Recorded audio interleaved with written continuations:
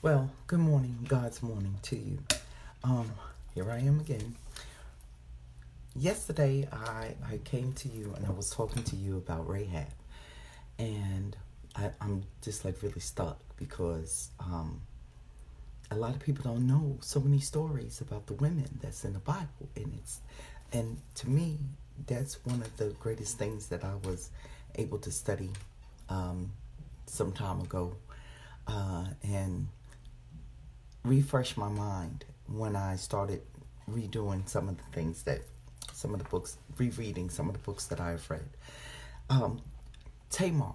Tamar is one of those stories that is fascinating. It's one of those fascinating stories in the Bible. And it just shows you how God works.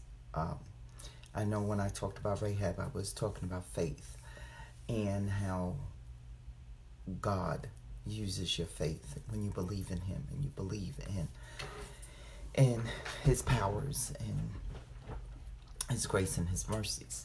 Well, I'm talking to you today pretty much about the ability to have God move in your life, because we don't ever know. We don't know what God's plans are because He is so outside the box. But the story of Tamar, if some of you don't know, Tamar was a beautiful woman. She was beautiful.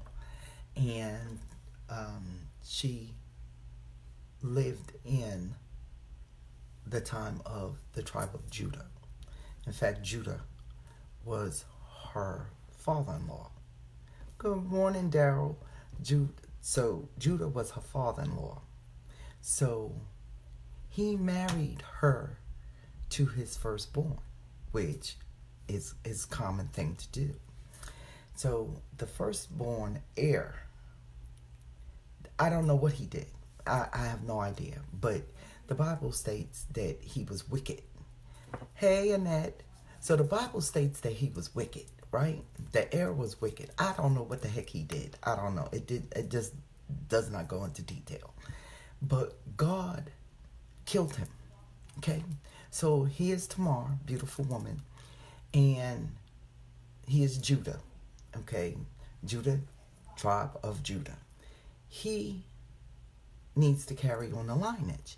So he has her to sleep with his other son, Onan. So now he tells Onan, hey, darling, he tells Onan, you need to sleep with your brother's wife, get her pregnant and everything, so, tribe continue to grow. Because if not, we gonna just fall off the face of the earth.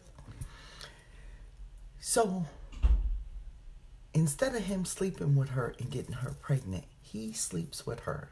And the Bible kind of lets you know he spills the seed, which means, he did it, well, what we call today, not trying to be gross or anything, but the pull-out method, before he came, he, took it out and spilled the seed on the ground. Well, this, to God, was an offense, okay? It was deemed wicked to do such a thing.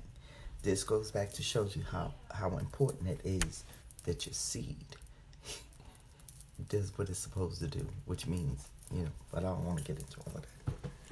Anyway, so Judah is now left with one other son.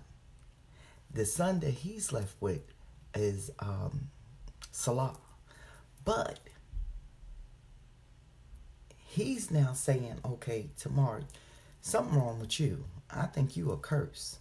You sitting up here you done had sex with both my sons, been with both my sons. Now both my sons is dead. By God's hands, something wrong with you. So he tells her that she can't sleep with Salah until he's older, because he doesn't want to lose his son. But in all actuality, He's not having it. So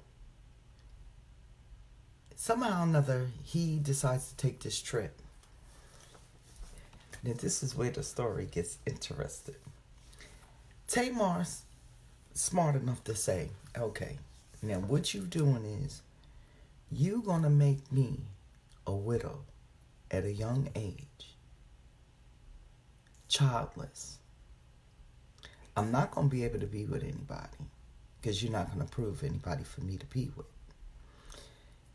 The tribe is going to die out. It's important for the tribe of Judah to continue. Now, she doesn't understand why it's important for the tribe to continue. But it's important for the tribe to continue. Now, we all know as Christians that the tribe of Judah is a lineage to who? To Jesus, the Lion of Judah. Judah is one of the most important tribes in the Bible. So anyway, getting ahead of myself. She dresses up as a prostitute and takes to the road and meets up with Judah, her father-in-law. Now, he doesn't know who she is because she's all veiled up and, you know, she got her gear on. And she propositions him. He accepts the proposition. He sleeps with her, but her condition for payment is a goat, his staff, a seal, and his cord. Now, back in those days, the staff, you know, represent who they are, the etchings on the staff, and then you also had your seal and a cord. So he gives this to her. It's payment. They have sex. And the next thing you know, she's pregnant. So she goes to him and she lets everybody know she's pregnant. But of course, now Judah is ready to have her burned at the stake. She gives the cord, the seal, and the staff and says, "This is who fathered my child." Well, of course, Judah, he recognizes what it is. Hallelujah. Done deal. She saves the tribe of Judah with the two twins, which is a whole other story, but she has twin boys. So, the moral of this story is God works in mysterious ways, but he's going to get done what he needs to have done.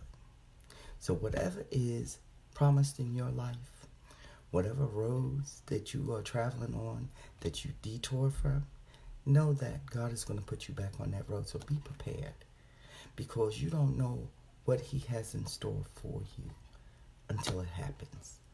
But whatever he does is going to be for his glory, if you keep that in mind. So even though someone might say you were deceitful in what you did, if God has his hands on it, that deceitfulness may be a deliverance. So keep the faith, listen to God, continue on your journey, and look for him to guide your steps, because he's there. He will be there every step of the way. He's going to be a light. He's going to light that path. So, have a blessed day. Love you, bunch. Bye.